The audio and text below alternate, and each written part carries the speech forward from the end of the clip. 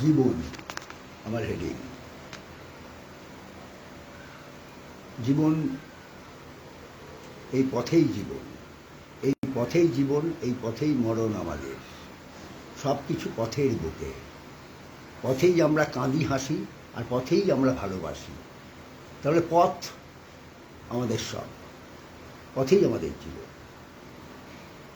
So I have to find out, not only I, but also we have to find out the right path. কোনটা ঠিক রাস্তা, সেই রাস্তায় এগিয়ে চল, ভুল রাস্তায় পা ফেলো না। তাহলে জীবনের মানে থাকবে না।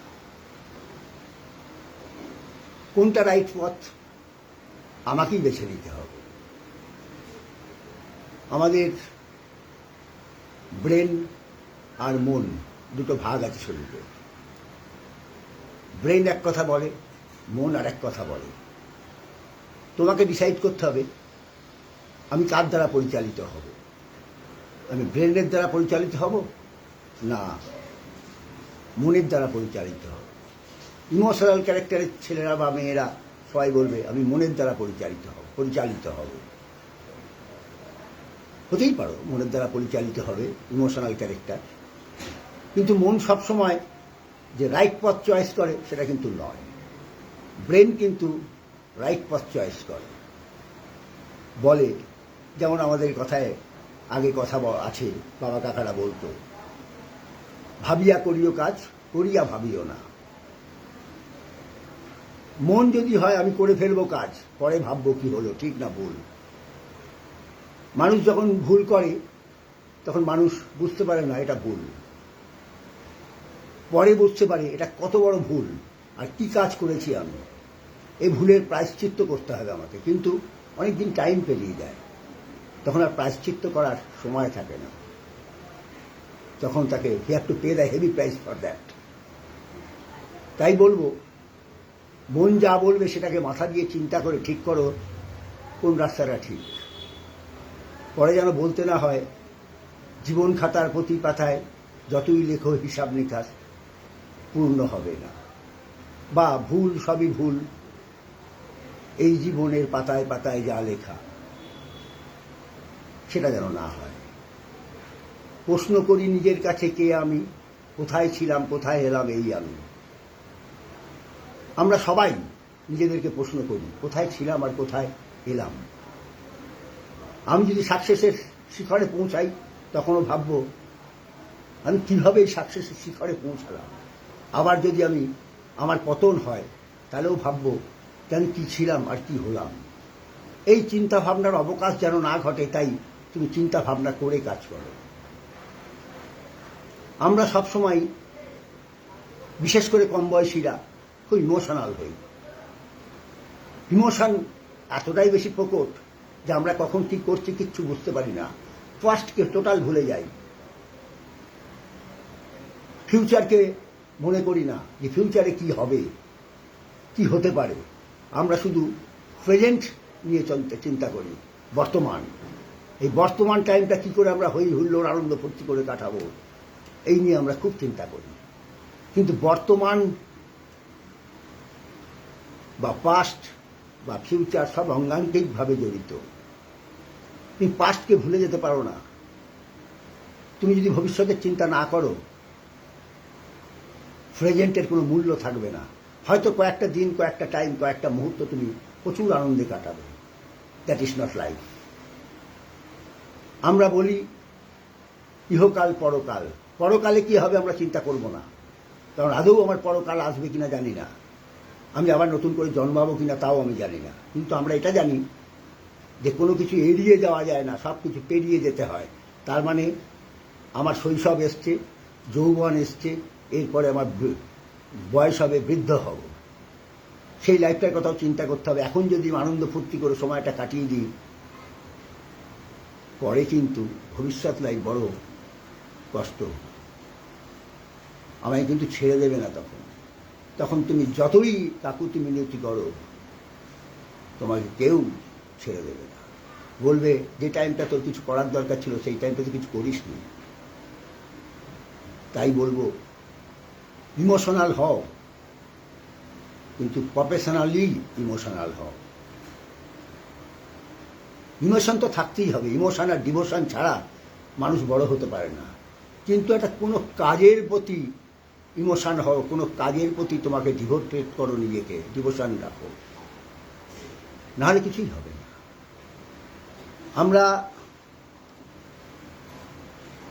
হঠাৎ করে কাউকে কিছু বলে দিলাম, হঠাৎ করে এই মুহূর্তে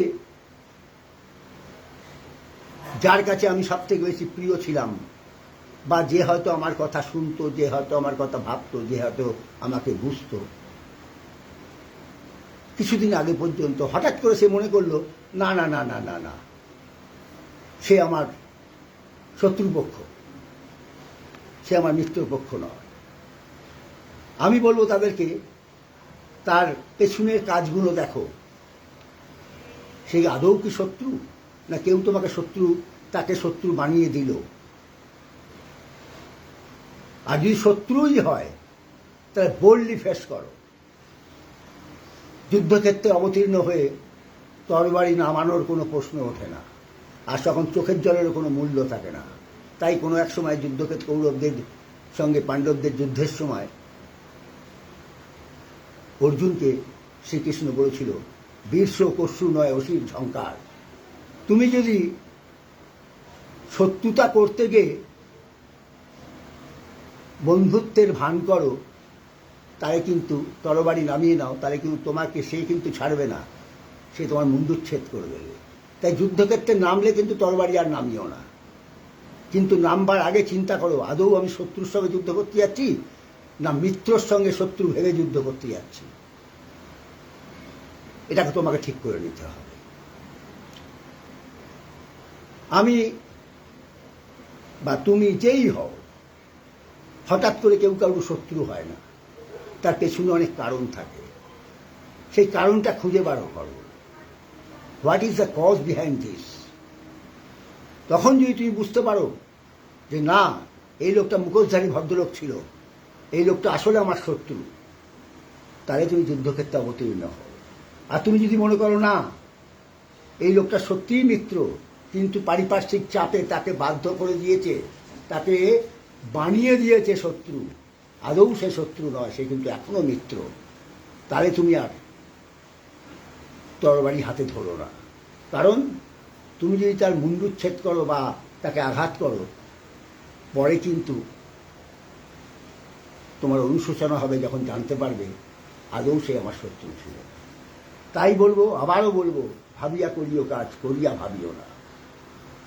রাস্তা ঠিক করো, পথ ঠিক করো, জীবনে পথ যদি ঠিক করতে পারো এবং তুমি যদি সেই পথে এগুতে পারো, তো পথ একদিন নিশ্চয়ই শেষ হবে এবং তুমি তোমার গন্তব্যস্থলে পৌঁছাতে পারবে।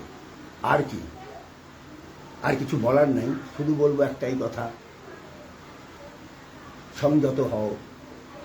তুমি যদি লোককে সম্মান না করো, লোক তোমাকে সম্মান করবে না।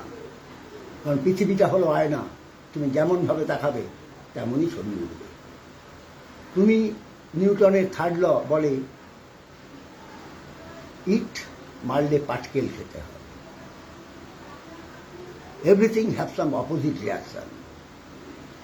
সুতরাং তুমি পাটকেল খাবার জন্য প্রস্তুত হও। তুমি ইট ছোড়ার আগে ভেবে নাও যে পাটকেল আমার দিকে আসছে। তার থেকে ইট ইজ বেটার যে আমি ইট ছুড়লাম না, পাটকেলও আমায় খেতে হবে না। আমি সঠিক পথে এগুই, আমার চারিপাশে বাধার সৃষ্টি হলো, সেই বাধা বেশি দিন থাকবে না। আমি যেমন বলি, I never bows down my head to any one except honesty. সততার কাছে আমি আমার মাথা নামাই, ছাড়া কোথাও আমার মাথা নামাই না। তো তোমাদেরকেও বলবো, অনেস্টির কাছে মাথা নামাও। সব জায়গায় হাতে পায়ে ধরো না, সব জায়গায় মাথা নামিয়ে দিও না। কারণ সেলফ রেসপেক্ট সব থেকে বড় রেসপেক্ট। যে মানুষের সেলফ রেসপেক্ট না থাকে, তাকে আমি মানুষ বলে মনে করি না। মানুষ হও, বড় হও, জীবনে 10 জনের মধ্যে একজন হও, যাতে তুমি কারুর দ্বারা পরিচালিত না হয়ে তোমার দ্বারা যেন লোক পরিচালিত হয়, সেইভাবে নিজেকে তৈরি করো। যদিও এটা easy to say but difficult to do. বলা খুব সোজা, করাটা খুব কঠিন। তাই আবারও বলবো, রাইট পাথ চয়েস করো, ঠিক রাস্তায় এগো, ইউ মাস্ট ওভারকাম। এবং if you are sure that I am correct, then you should jump into the river, you must overcome this. Okay, thank you, good luck everybody, সবাই ভালো থাকবে।